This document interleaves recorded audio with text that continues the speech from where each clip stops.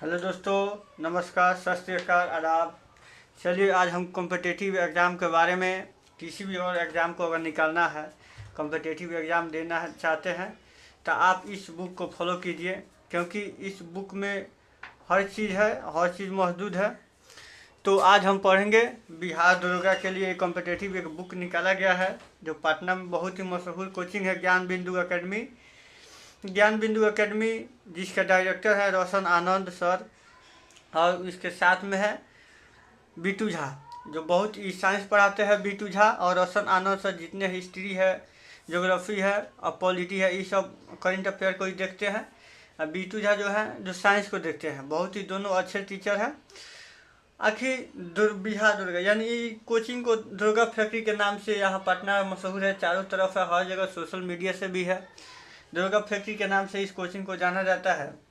तो आखिर कारण क्या है दुर्गा फैक्ट्री के नाम से इनको जाना जाता है, इसके विशेषता के बारे में हम लोग जानेंगे। एक बुक निकाला गया है ज्ञान बिंदु एकेडमी जीएस पटना से, यानी ज्ञान बिंदु से। इसके डायरेक्टर साहब है रोशन आनंद सर, और निकाला गया है बुक बहुत ही काफ़ी महत्वपूर्ण बुक है। हर मतलब कॉम्पिटिटिव एग्ज़ाम के लिए महत्वपूर्ण बुक है। स्पेशल कहिए तो बिहार दरोगा के लिए रामबाण साबित ये बुक है। अगर इस बुक को आप कम से कम 60-70% कर लेते हैं तो आपका 100% चांस है पीटी और मेंस दोनों निकल जाएगा। इस बुक में उतना क्वालिटी और क्वांटिटी दे दिया गया है कि आप बिहार दरोगा आराम से निकाल सकते हैं। तो इस बुक को हम लोग रिवीजन करेंगे। क्या करेंगे? रिवीजन करेंगे, देखेंगे। अगर इस बुक को अगर नहीं खरीदे हैं तो आप लोग मार्केट से खरीद लीजिए और खूब सेल्फ स्टडी कीजिए। नहीं तो इस चैनल के माध्यम से हम इस बुक का पूरा एनालिसिस करेंगे और सब कुछ देखेंगे। तो चलिए आज हम इस वीडियो को बनाते हैं और देखते हैं बुक को। अब रही बात बुक की विशेषता के बारे में हम लोग कुछ बता दिए। और कोचिंग संस्थान यहाँ पटना में चलता है, ऑफलाइन ऑनलाइन दोनों चलता है। अगर आप ऑनलाइन लेना चाहते हैं तो आप ऑनलाइन ले लीजिए, ऑफलाइन लेना चाहते हैं तो ऑनलाइन लीजिए।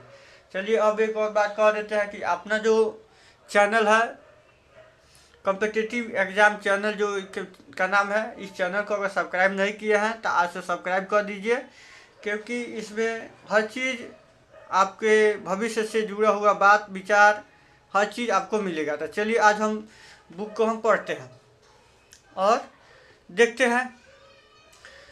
लिखा है सबसे पहले ऊपर लिखा है बिहार पुलिस और निरीक्षक यानी दरोगा नियुक्ति मुख्य परीक्षा का हॉल प्रश्न पत्र।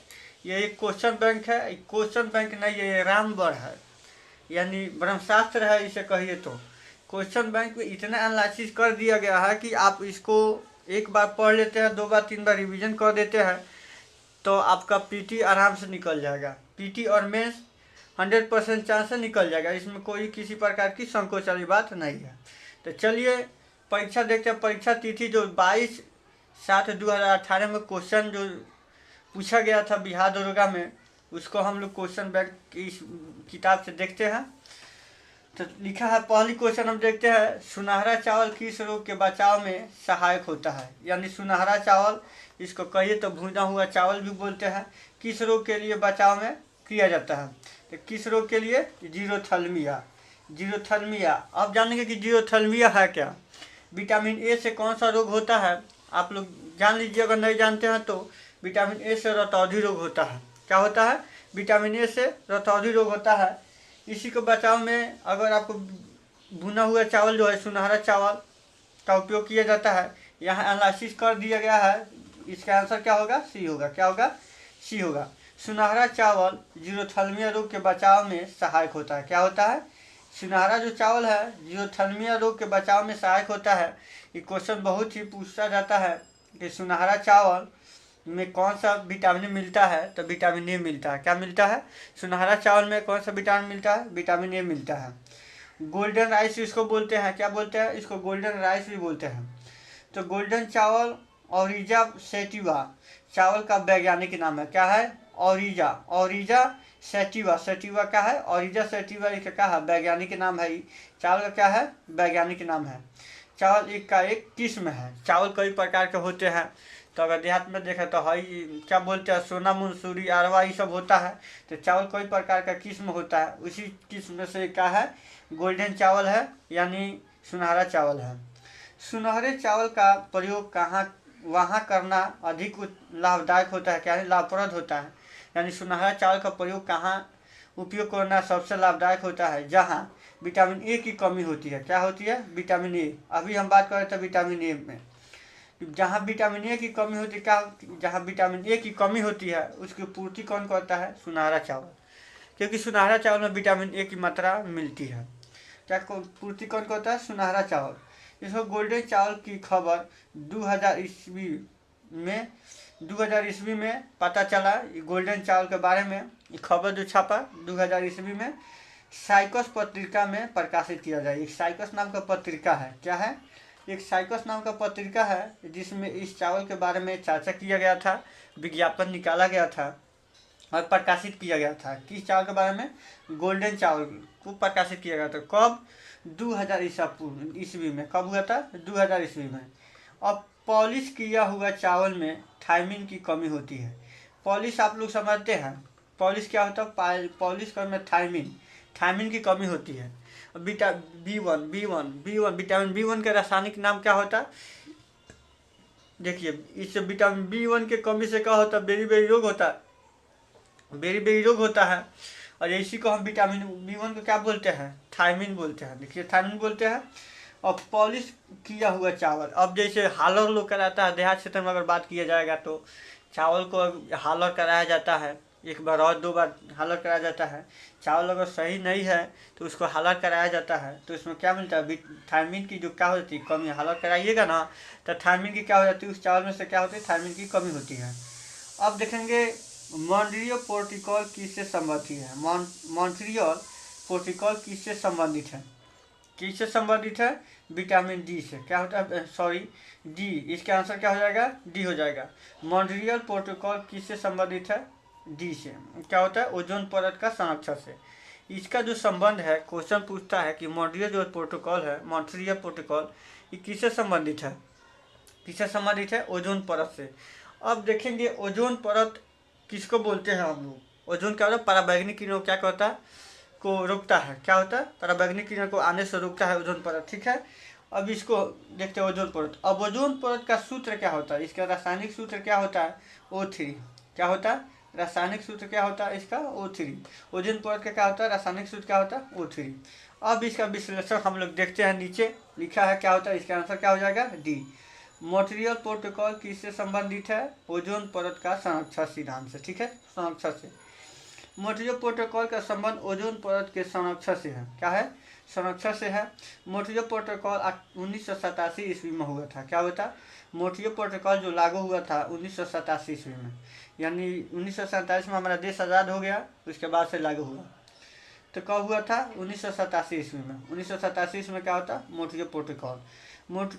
मॉन्ट्रियल प्रोटोकॉल का उद्देश्य क्या था, ओजोन परत के संरक्षण के लिए हानिकारक गैसों को प्रभाव से रोकना। अभी हम बात कर रहे थे, ओजोन परत से जो हानिकारक गैसें आती है उसको क्या करता है, ये रोकता है। मॉन्ट्रियल प्रोटोकॉल का एक मुख्य उद्देश्य था ओजोन परत से संरक्षण के लिए हानिकारक गैसों के प्रभाव को रोकना, प्रभाव को कम करना, उसको क्या करना, रोकना, ठीक है। हम इसको देख लिए, रोकना। ओजोन परत में छिद्र होने का सर्वप्रथम पता जोसेफ फॉरमैन ने लगाया था। ओजोन परत में छिद्र हो गया है, इससे किसने बताया था, कौन बताया था सबसे पहले, ओजोन परत में छिद्र होने का सबसे पहले प्रमाण किसने दिया था और किसने बताया था, जोसेफ फॉरमैन ने बताया था। क्या बताया था, जोसेफ फॉरमैन ने इसके बारे में बताया था 1985 ईस्वी में। कब बताया था, 1985 ईस्वी में बताया था कि ओजोन परत में छिद्र हो चुका है। जोसेफ फॉरमैन ने बताया था। ओजोन परत समताप मंडल का निचली परत है। अब समताप मंडल, मंडल को कई भागों में बांट कर हम लोग पढ़ते हैं, बहिर्मंडल मंडल, समताप मंडल, मध्य मंडल, इसको हम लोग बांट कर पढ़ते हैं। जब वो आएगा क्वेश्चन तो हम उसको डिस्कशन करेंगे। तो ओजोन परत जो है समताप मंडल के निचली परत है। क्या है, समताप मंडल के निचली परत है ओजोन परत, ठीक है। अब इसको हम देख लिए। अब क्वेश्चन ही पूछा कि हवाई जहाज किस मंडल में चलता है, हवाई जहाज जो चलता है वायुयान किस मंडल में चलता है, तो वही समताप मंडल में चलता है। कौन मंडल में? समताप मंडल में चलता है। ओजोन परत पृथ्वी के वायुमंडल की एक परत है। क्या है? एक परत है जिसमें ओजोन गैस की सघनता अपेक्षाकृत अधिक होती है। क्या होती है? सघनता जो इसमें होती है अधिक, अपेक्षाकृत क्या होती है? अधिक होती है। ओजोन परत के कारण ही धरती पर जीवन संभव है। ओजोन परत के कारण ही क्या होता है? धरती पर जो जीवन जीना संभव है ओजोन परत के कारण ही। ओजोन परत को पृथ्वी की सुरक्षा कवच कहा जाता है। आखिर क्यों? क्वेश्चन पूछ सकता है कि किसको पृथ्वी का सुरक्षा कवच कहा जाता है, तो उसमें O3 दे देगा, कार्बन डाइऑक्साइड दे देगा, कार्बन मोनोऑक्साइड, इनमें सभी। तो उसमें क्या करना, O3 अगर देगा तो O3 यानी ओजोन परत का रासायनिक सूत्र यही है O3। तो आप उसको आंसर क्या कीजिएगा? O3 मारिएगा। ठीक है। पृथ्वी का सुरक्षा कवच किसे कहते हैं? तो ओजोन परत को क्या कहते हैं? क्या कहते हैं? पृथ्वी का सुरक्षा कवच ओजोन परत को कहते हैं। अब इसको ओजोन परत कहते हैं। ओजोन परत की मात्रा मापने की एक सुविधाजनक इकाई है।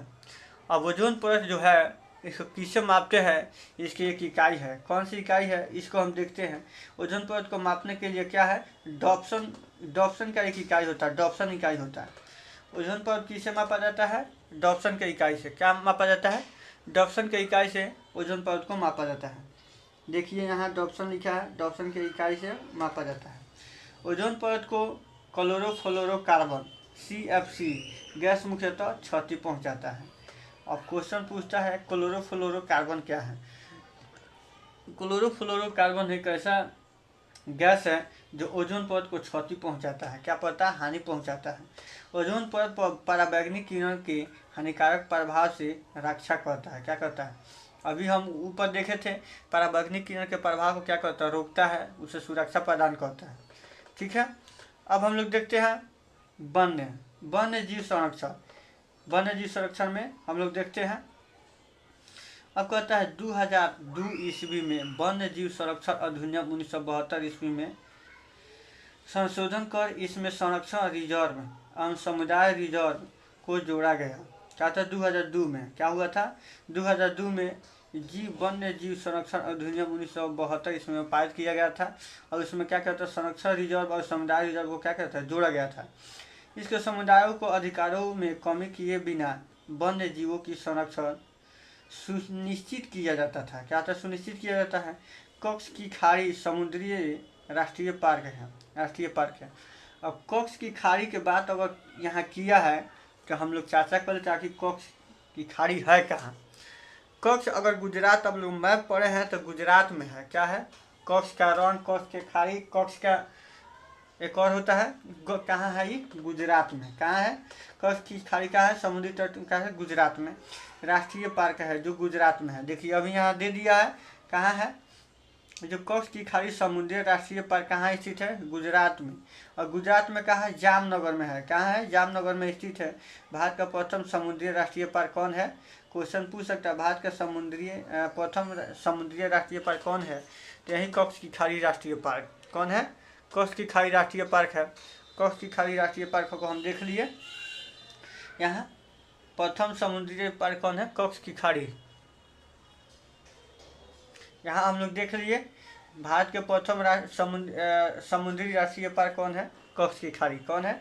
भारत की प्रथम समुद्री राष्ट्रीय पार्क कौन है? कॉक्स की खाड़ी। अब हम लोग चलते हैं 3 नंबर क्वेश्चन पर। तो 3 नंबर क्वेश्चन को हम लोग देखते हैं कि 3 नंबर क्वेश्चन क्या कहता है। तो टाइफाइड क्या है? एक मियादी बुखार है। टाइफाइड आप लोग जानते हैं, टाइफाइड से आप सब कोई परिचित होंगे कि टाइफाइड क्यों फैलता है। टाइफाइड क्या होता है? टाइफाइड एक मियादी बुखार है जिससे हम लोग कहते हैं बुखार तड़प गइल बा, तो क्या होता है? फैलता है। इसका कारण क्या है कि टाइफाइड का किसके कारण से फैलता है, इसके बारे में हम लोग देखेंगे कि आए किसके कारण से फैलता है। तो इसका आंसर क्या हो जाएगा? डी। इसका आंसर क्या हो जाएगा? डी। यानी दूषित पानी के खाद्य पदार्थ, यानी दूषित पानी पीने से क्या होता है? टाइफाइड फैलता है। दूषित यानी शुद्ध जल पीजिए तो टाइफाइड नहीं फैलेगा। क्या हो जाएगा? टाइफाइड नहीं फैलेगा। यानी दूषित भोजन पदार्थ या दूषित पानी पीने से क्या होता है? टाइफाइड बुखार होता है। ठीक है। अब इसका डिस्कशन हम लोग देख रखे हैं। टाइफाइड एक मियादी बुखार है, दूषित पानी और खाद्य भोजन पदार्थों से फैलता है। क्या है? टाइफाइड के बारे में हम लोग, टाइफाइड जो है एक जीवाणु जनित रोग है। जीवाणु क्या है, जीवाणु जनित रोग है। टाइफाइड एक जीवाणु जनित रोग है। क्या है, जीवाणु जनित रोग है टाइफाइड। जीवाणु, विषाणु, इसके बारे में हम लोग देखेंगे, जैसे आएगा क्वेश्चन उस प्रकार हम लोग देखेंगे। अब जीवाणु क्या है, टाइफाइड, साल्मोनेला टाइफी। अब को होता है क्वेश्चन ये पूछता, कहीं अगर टाइफाइड में अगर दूसरी जल नहीं देगा तो पूछेगा कि जीवाणु किसका था। जीवाणु के एक नाम है, क्या है, साल्मोनेला। साल्मोनेला टाइफी के कारण होता है। क्या है, टाइफाइड जो होता है साल्मोनेला जीवाणु के कारण होता है। साल्मोनेला टाइफी जीवाणु के कारण होता है। टाइफाइड साल्मोनेला जीवाणु के कारण होता है। इसका अन्य नाम भी है, और इसको टाइफाइड के कई नामों से जाना जाता है। इसको क्या बोलते हैं, अंत ज्वर बोलते हैं, मियादी बुखार बोलते हैं, आंत का बुखार बोलते हैं। क्या बोलते हैं, इसको 3 नामों से जाता है। मियादी बुखार कहिए, टाइफाइड कहिए, अंत ज्वर कहिए। अब देखते हैं कि इसका खोज किसने किया था, इसके बारे में जानकारी किसने की, इसके खोजकर्ता कौन है। तो डेनियल ई सॉलमन। क्या है, डेनियल ई सॉलमन। कब किया था, 1885 ईस्वी में। कब किया था, 1885 ईस्वी में। इससे जो अगर टाइफाइड बुखार हो रहा है तो हमारे शरीर का क्या क्या नुकसान है, इसके बारे में हम लोग देखते हैं कि हमारे शरीर से सबसे पहले क्या हो जाए, आंत जो है, आंत क्या हो जाएगा, इससे प्रभावित होता है। क्या होता है, टाइफाइड बुखार से क्या होता है, हमारी आंत को प्रभावित होता है, क्षतिग्रस्त होता है। इसके कारण क्या होता है, टाइफाइड बुखार से हमारी आंत प्रभावित होती है। ठीक, अब उसके बाद इसका नियोग करने के लिए, यानी इसका कौन सा टीका लगा, टाइफाइड बुखार में कौन सा टीका लगा के ठीक हो जाता है, तो टैप वैक्सीन लगाया जाता है। क्या होता है, टैप वैक्सीन। और टाइफाइड का क्या लक्षण है, हम कैसे पहचानें कि टाइफाइड हमको हुआ है चाहे किसी को हुआ है। तो उसका लक्षण क्या है, तेज बुखार होगा और सिर में दर्द होगा। क्या हो जाएगा, तेज बुखार होगा और सिर में दर्द होगा। अब क्वेश्चन नंबर हम लोग 4 को देखेंगे, क्या कह रहा है, निम्नलिखित में से स्वच्छ जल की मछलियाँ कौन सी हैं। अब इसमें स्वच्छ जल यानी शुद्ध जल में मछली इसमें कौन सी है जो स्वच्छ जल में रहती है। इसका आंसर क्या हो जाएगा, बी हो जाएगा। इसका आंसर क्या हो जाएगा, बी हो जाएगा। यानी रेहू, रेहू क्या हो जाएगी, रेहू जो मछली है जो स्वच्छ जल में रहती है। और कतला मछली, यानी कतला मछली है, एक यानी कोतरा हम लोग कहते हैं, क्या होता है, कोतरा। अगर देहात क्षेत्र से अगर आप हैं तो आप कोतरा मछली को जानते हैं, और रोहू को तो जानबे कहते हैं। क्या होती है, स्वच्छ जल में रहती है। ये दोनों जो मछली है जो स्वच्छ जल में रहती है। स्वच्छ जल में रेहू और कतला मछलियाँ पाई जाती हैं। क्या होता है, स्वच्छ जल में मछलियाँ पाई जाती है, रेहू और कतला मछली पाई जाती है, यानी कोतरा। ये जो है मछली किसके अंतर्गत आता है, तो संघ पढ़ा जाएगा। बायोलॉजी अगर पढ़े होंगे तो उसमें मोलास्का संघ है, उसमें कार्डेटा संघ है, इकाइनोडर्मेटा है, इस सब को पढ़ा जाता है। तो देखिए ये मछली किस संघ में आती है, तो कार्डेटा संघ के अंतर्गत मछलियाँ आती है। कौन संघ में, कार्डेटा संघ के अंतर्गत मछलियाँ आती हैं, जो लवणीय और मृदु जल में पाई जाती है। क्या होती है, जो लवणीय और मृदु जल में पाई जाती है। वे सभी अनियतापी या असमतापी जंतु है। क्या है, नियतापी और असमतापित है। इस वर्ग के जीव में श्वसन फ्लोम द्वारा होता है। क्या होता है, फ्लोम द्वारा। इसमें जो श्वसन होता है फ्लोम द्वारा होता है। क्या होता है, फ्लोम द्वारा होता है।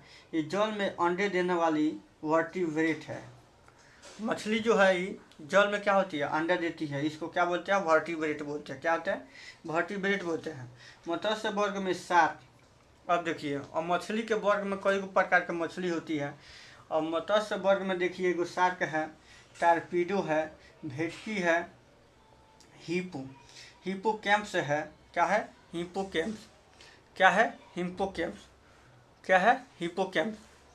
क्या है, हिप्पोकैम्पस जो है, शार्क है, टॉर्पीडो है, भेटकी है, हिप्पोकैम्पस है, एनाबॉस है, मांगुर है, सिंघी है, इत्यादि आते हैं। क्या आते हैं, इत्यादि आते हैं। अब क्वेश्चन पूछता है, वानिकी अनुसंधान संस्थान स्थित है कहाँ। वानिकी वानिकी अनुसंधान कहाँ स्थित है, तो इसका आंसर क्या हो जाएगा, डी। क्या है, देहरादून में। वानिकी अनुसंधान कहाँ स्थित है, देहरादून में। वानिकी अनुसंधान कहाँ स्थित है, देहरादून में। चलिए हम संघ अब इसको अनुसंधान को हम लोग याद कर लेते हैं।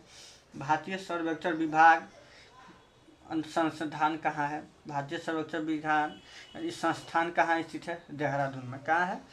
सर्वेक्षण संस्थान विभाग कहाँ है? देहरादून में। और भारतीय पेट्रोलियम संसाधन भारतीय पेट्रोलियम संस्थान यानी भारतीय पेट्रोलियम संस्थान कहाँ स्थित है? ये भी है देहरादून में। पेट्रोलियम संस्थान भी देहरादून में है, संरक्षण विभाग भी देहरादून में है। केंद्रीय खनन एवं ईंधन अनुसंधान संस्थान कहाँ है? धनबाद में है।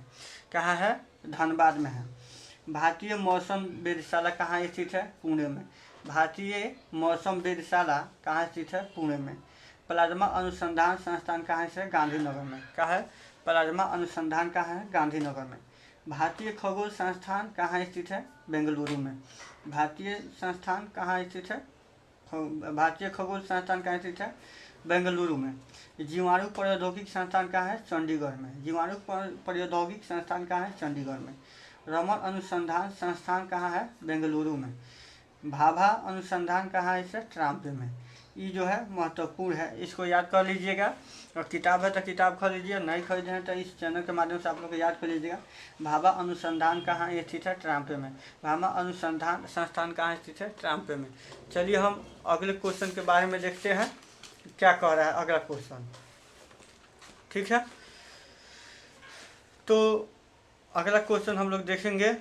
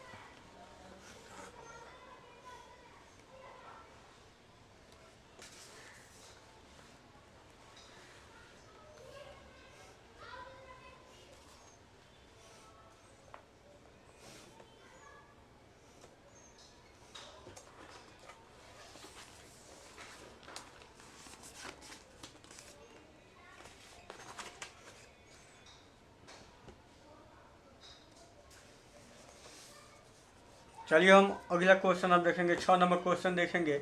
5 नंबर हम लोग पढ़ चुके हैं और 6 नंबर क्वेश्चन देखेंगे। 6 नंबर क्वेश्चन क्या कह रहा है? 6 नंबर क्वेश्चन कह रहा है इनमें से कौन सी पर्वत चोटी भारत में स्थित है? कौन है? भारत में स्थित है। तो इसका आंसर क्या हो जाएगा? सी, कामेर जो चोटी है जो भारत में स्थित है। अब क्वेश्चन पूछता है कि ये कामेर चोटी की ऊंचाई कितनी होती है? क्या होती है? कामेर चोटी है जो भारत में स्थित है। क्वेश्चन पूछता है कि कामेर चोटी की ऊंचाई कितनी है? 7,756 मीटर होती है। क्या होती है? 7,756 मीटर ऊंचाई होती है। कामेर चोटी है जिसकी ऊंचाई होती है 7,756 मीटर। 7,756 metre, 7,756 metre. और कामेर जो चोटी है ये भारत कहाँ है? उत्तराखंड में है। क्या है? उत्तराखंड में है। कहाँ है? उत्तराखंड में। कामेर जो चोटी है भारत के कहाँ है? उत्तराखंड में स्थित है। आइए हम बारी बारी से सबका ऊंचाई देख लेते हैं और इसको याद कर लेते हैं। नामचा बारवा, नामचा बारवा जो चोटी है, नामचा बारवा जो पर्वत है यानी चोटी है, नामचा बारवा जो चोटी है कहाँ स्थित है? जो चीन में है। कहाँ है? जो चीन में। इसकी लंबाई भी कितनी है? 7,756 मीटर। इसकी लंबाई कितना है? 7,756 मीटर। इसकी लंबाई कितना है? 7,756 मीटर। अब देखेंगे, देखिए नामचा बारवा कहाँ है? चीन में स्थित है और इसकी लंबाई है 7,756 मीटर।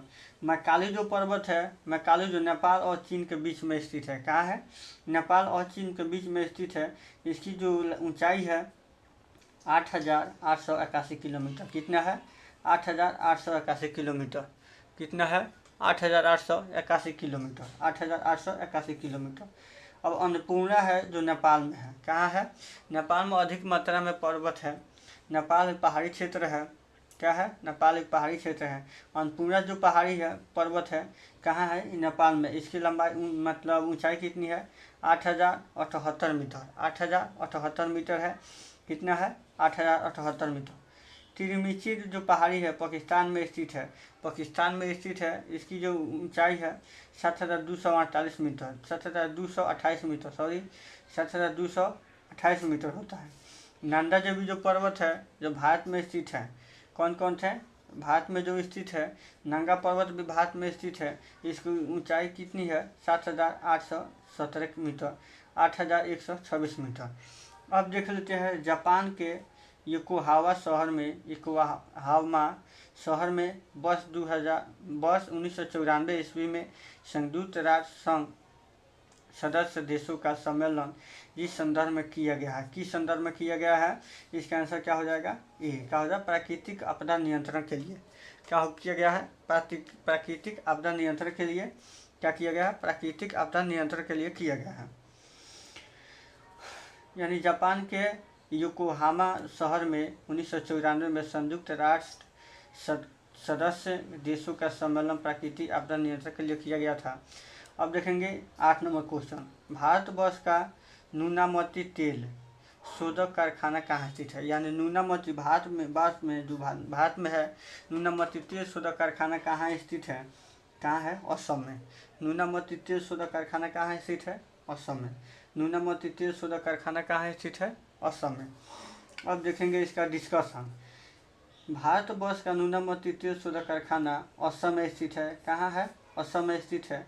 डिगबोई तेल शोधक कारखाना कहाँ स्थित है, असम में स्थित है। डिगबोई तेल शोधक कारखाना कहाँ स्थित है, असम में स्थित है। डिगबोई तेल शोधक कारखाना कहाँ स्थित है, असम में स्थित है। 1909 ईस्वी में स्थापित किया गया। कब किया गया था, 1901 ईस्वी में स्थापित किया गया। डिगबोई तेल शोधक कारखाना जो असम में है, इसको स्थापना कब किया गया था, 1901 ईस्वी में स्थापना किया गया था। भारत में 23 तेल शोधक कारखाना है। कौगो क्वेश्चन पूछा कि भारत में कितने तेल शोधक कारखाने हैं, कितने हैं, 23। कितने हैं, 23। भारत का सबसे बड़ा तेल शोधक कारखाना जामनगर गुजरात में है। अभी हम जिन लोग जामनगर के बारे में, गुजरात के बारे में कच्छ की पहाड़ी देखे थे, कच्छ की पहाड़ी हम लोग देखे थे, जो गुजरात में है, वही जामनगर में स्थित है। कहाँ है, जामनगर में स्थित हुए। वहाँ भी एक भारत का सबसे बड़ा तेल शोधक कारखाना कहाँ है, जामनगर गुजरात में स्थित है। जामनगर रिफाइनरी रिलायंस इंडस्ट्रियल द्वारा संचालित किया जाता है। क्या होता है, रिफाइनरी रिलायंस इंडस्ट्रियल द्वारा संचालित किया जाता है। नूनामती तेल शोधक कारखाना की स्थापना कब किया गया था, 1 जनवरी 1962 ईस्वी में किया गया था। क्वेश्चन पूछेगा नूनामती तेल शोधक कारखाना कहाँ स्थित है, असम में। इसकी स्थापना कब किया गया था, 1 जनवरी 1962 में। हम लोग देख लिए सर्वप्रथम आधुनिक तरह से तेल की खुदाई कब किया गया था। सर्वप्रथम जब आधुनिक तरह से तेल की खुदाई कब किया गया था, 1859 ईस्वी में USA में किया गया था। कहता है USA में किया गया था। हम लोग देख लिए 8 को क्वेश्चन देख लिए। प्रतिदिन हम लोग 10 को क्वेश्चन देखेंगे, ठीक है, नहीं तो बहुत लंबा वीडियो हो जाएगा। 10 को क्वेश्चन पर डे हम लोग देखेंगे। अब क्वेश्चन जो 9वां है, गुलबदन बेगम ने किससे कहने पर हुमायूंनामा लिखा था। अब देखिए मुगल साम्राज्य, अगर आप लोग पढ़े होंगे तो ये बात जानते हैं, गुलबदन बेगम के बारे में चर्चा किया गया है, क्योंकि मुगल साम्राज्य के सबसे प्रमुख शासक कौन थे। यानी मुगल साम्राज्य में सबसे प्रमुख शासक अकबर को माना जाता है। तो अकबर की चर्चा इसमें किया गया है। फिर उसके बाद मुगल साम्राज्य की स्थापना किसने किया था, तो बाबर ने किया था। बाबर के समय में ही पानीपत का प्रथम युद्ध हुआ था। कब हुआ था, 1526 ईस्वी में हुआ था। तो इस, अगर आप लोग मुगल साम्राज्य नहीं पढ़े हैं तो आप लोग पढ़ लीजिए, और नहीं पढ़े हैं तो चलिए हम लोग इसके बारे में हम लोग देख लेते हैं। पूरा मुगल साम्राज्य इस बुक में डिस्कशन किया गया है। गुलबदन बेगम ने, अब इसका आंसर क्या होगा, गुलबदन बेगम ने किसके कहने पर हुमायूंनामा लिखा था। गुलबदन जो बेगम ने किसके कहने पर हुमायूंनामा लिखा था, तो इसका आंसर क्या हो जाएगा, अकबर। अकबर के कहने पर हुमायूंनामा लिखा था। क्या था, अकबर के कहने पर हुमायूंनामा लिखा था। और गुलबदन बेगम ने अकबर के कहने पर हुमायूंनामा पुस्तक लिखी थी। यहाँ थी हो जाएगा, लड़की मतलब फीमेल है। क्या था, गुलबदन बेगम ने अकबर के कहने पर हुमायूंनामा लिखी थी। हुमायूंनामा मुगल साम्राज्य हुमायूंनामा की एक जीवनी है। हुमायूंनामा क्या है, एक मुगल बादशाह हुमायूं की एक जीवनी है। क्या है? हुमायूं का एक जीवनी है। इसमें जीवनी का मतलब क्या है? शुरू से लेकर इनके क्या क्या किए, क्या क्या नहीं किए, इसके बारे में हुमायूंनामा में चर्चा है कि किसके? हुमायूं की जीवनी के बारे में चर्चा है। गुलबदन बेगम ने हुमायूंनामा में हुमायूं की उदार प्रवृत्ति की प्रशंसा की है। क्या होता है? उदार प्रवृत्ति की प्रशंसा की है। तुजुक ए जहांगीरी की आत्मकथा जो फारसी भाषा में है। क्या है? जहांगीर की जो आत्मकथा है तुजुक ए जहांगीरी है। जहांगीर की जो आत्मकथा है तुजुक ए जहांगीरी है, कहाँ है? जो फारसी भाषा में लिखा गया है। क्वेश्चन पूछता है तुजुक ए जहांगीरी किस भाषा में लिखा गया है? तो फारसी भाषा में। किस भाषा में? फारसी भाषा में लिखा गया है। मुगल साम्राज्य के संस्थापक जहरुद्दीन, क्वेश्चन पूछा है, जहरुद्दीन मोहम्मद बाबर का जन्म 14 फरवरी। अब देखिए, बाबर का जो बचपन का जो नाम था जहरुद्दीन मोहम्मद था। बाबर का बचपन का नाम क्या था? जहरुद्दीन मोहम्मद था। और इसको बाद में तब उसके बाद बाबर का जो जन्म हुआ 14 फरवरी का हुआ था। 14 फरवरी 1483 ईस्वी में फरगान में हुआ था। 14 फरवरी 1483 ईस्वी में बाबर का जो जन्म हुआ था 14 फरवरी 1483 ईस्वी को फरगाना में हुआ था। वह पितृ वंश की और तैमूर का वंश और मातृ वंश की ओर से चंगेज खां का वंशज था। मातृ वंश से चंगेज खां का वंशज था। अब हम लोग इसके देखेंगे, अब बाबर के बारे में हम लोग देखेंगे। ठीक है।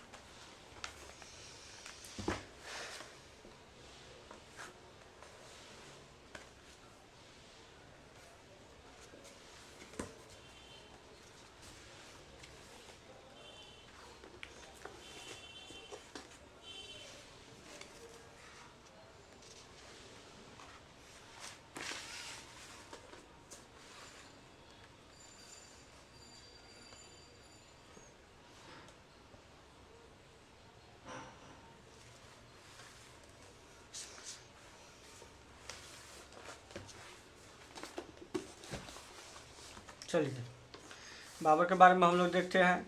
बाबर जो थे 1494 ईस्वी में 11 वर्ष की आयु में फरगाना के शासक यानी राजगद्दी पर बढ़ चुके थे। कब बढ़ चुके थे? 1494 ईस्वी में 11 वर्ष के अवस्था में क्या थे? फरगाना के शासक बढ़ चुके थे, गद्दी पर बढ़ चुके थे।